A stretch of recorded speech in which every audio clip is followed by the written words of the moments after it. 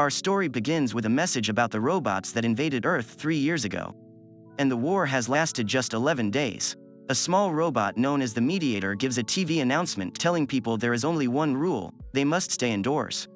We see a man run out onto the street with a stick in the rain. He is shouting abuse when suddenly a robot drone hovers nearby, issuing a warning to him to return to his home. On his neck, an electronic implant is blinking orange. He is given 10 seconds to return to his home. His son Connor is rushing him to come home. Suddenly the man disintegrates. We learn that all humans have electronic implants attached to their neck to control them. Connor runs out into the street and kneels where his father was killed. A woman named Kate and her son Sean stand in the doorway yelling to Connor to go home, but he refuses. The drone issues the same command to Connor, then begins the countdown. Just before Connor is killed, a man called Robin Smythe calls a command to the drone and it responds and flies away. In Kate's home, Robin tells her that he's concerned about her 2 adopted children, Nathan and Alex. It's very obvious that they don't like Robin because he works for the robots. As Robin is leaving, Sean inquires about his father who is missing. Robin tells Kate she may look after Connor. Now we see a large robot craft, which is a control cube, hovering above the seaside town in the distance. The next morning, we see Connor returning to his own house to collect his things while a giant robot called a sentry gives him 5 minutes to return to Kate's. He only just makes it back to her house in time.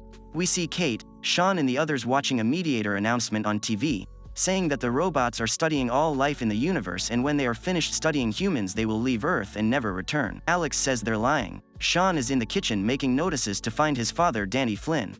He folds them and puts them inside tennis balls, then fires them with elastic up and out to other streets.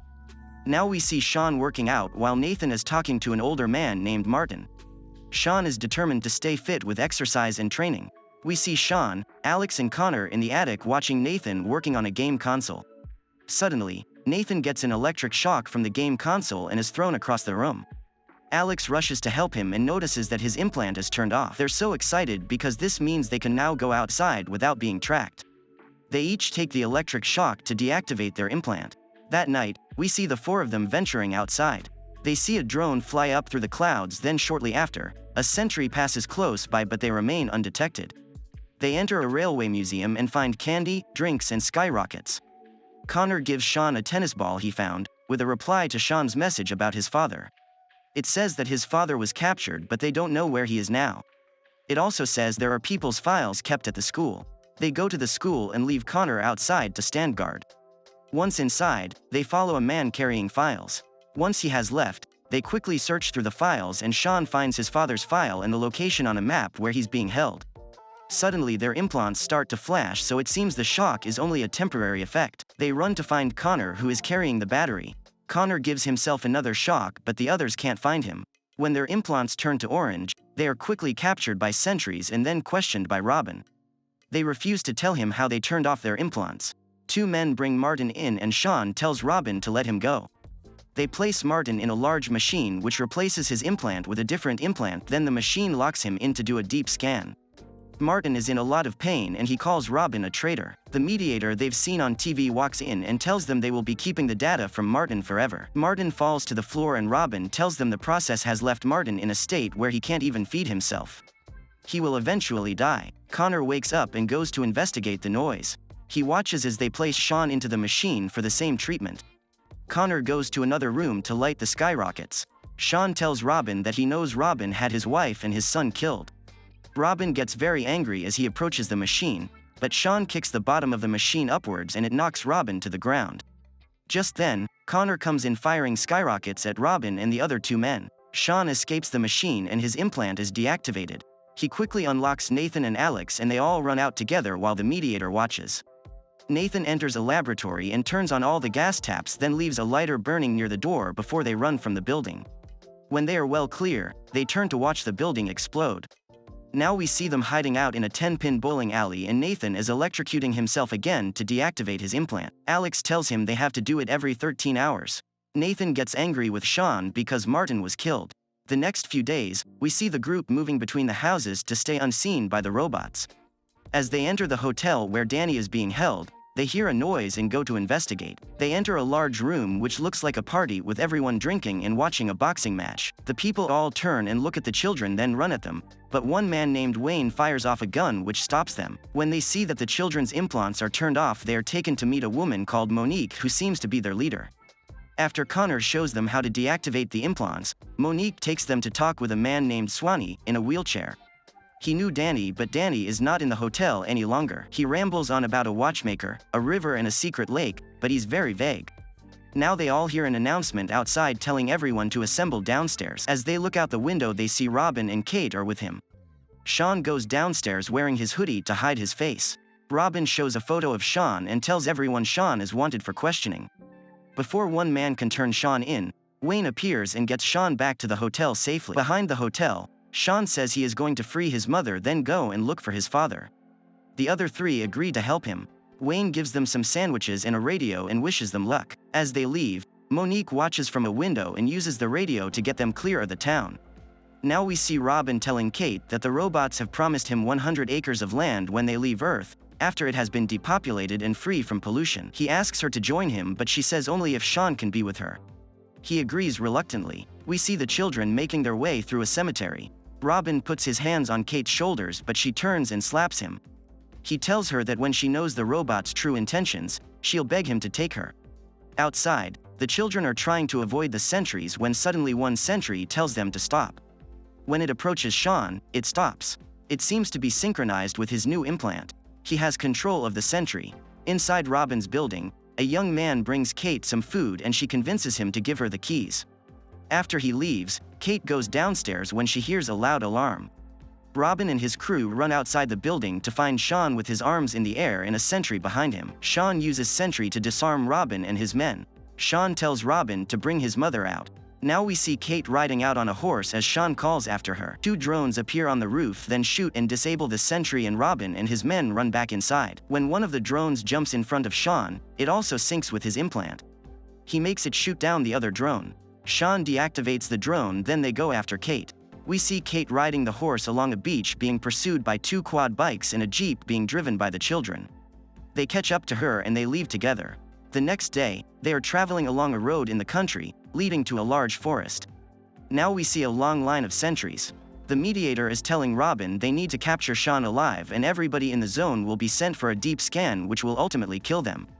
If Sean isn't captured by noon tomorrow, Smythe will be the first one to be deep scanned. We see Kate and the children looking at some upright stones painted with graffiti. Connor calls them all and they see that when the stones are lined up, they show a message: cross the river 3 times to safety. They look at the map that Kate took from Robin's building and see where they have to go. They see a line of sentries coming over the hill in the distance. They go on foot through the forest and cross 2 bridges over the river. Connor sees a small boy nearby.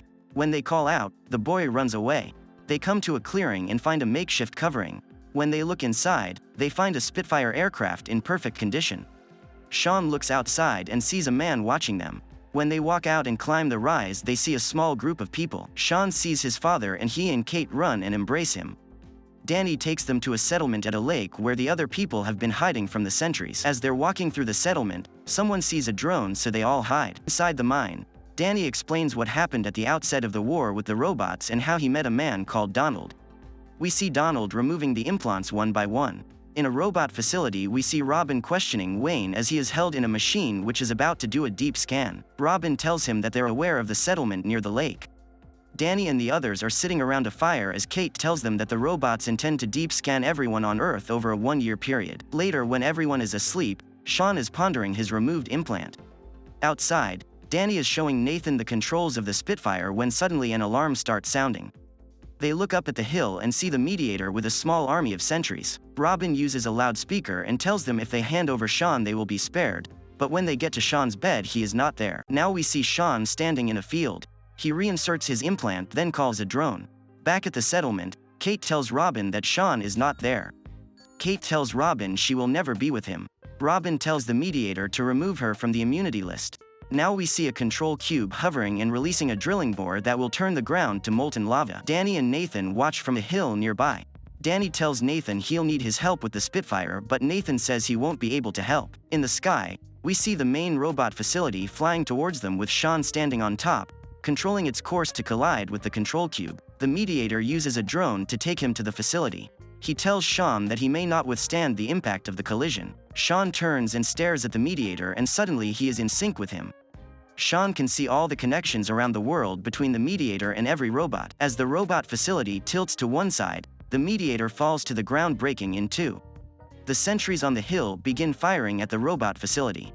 As Sean struggles to hold on, two drones fly close to him ready to fire, but then they are shot down as the Spitfire comes in fast. Inside the Spitfire, Danny is telling Nathan he can't believe that Sean is actually controlling the robot facility. When the robot facility collides with the control cube, Sean jumps, and as he falls he sinks with a nearby drone and lands on its wing, flying clear of the collision. On the ground below, Kate, Alex and Connor watch as the sentries on the hilltop turn and leave. As the sentries walk away, Robin follows them, calling to them. One sentry turns and orders Robin to return to his home immediately. Robin no longer has control over the sentry, and after another warning the sentry blasts Robin to dust. Now we see Sean, Alex, Nathan and Connor as they find the broken mediator. Sean holds him and syncs with him. The mediator tells Sean he must desist. Slowly Sean takes control of the mediator, and we see sentries everywhere shutting down. The control cubes all begin to rise up into the atmosphere before exploding. As the mediator slowly shuts down, we see the effect take place worldwide as every sentry shuts down and every control cube explodes. The exertion throws Sean backwards and he passes out. After Alex leans down and kisses him, he comes to. They stand and watch the nearby control cubes all exploding. That night, Sean walks alone through town as everyone is celebrating the victory over the robot invasion. He looks to the sky and wonders. Thank you for watching.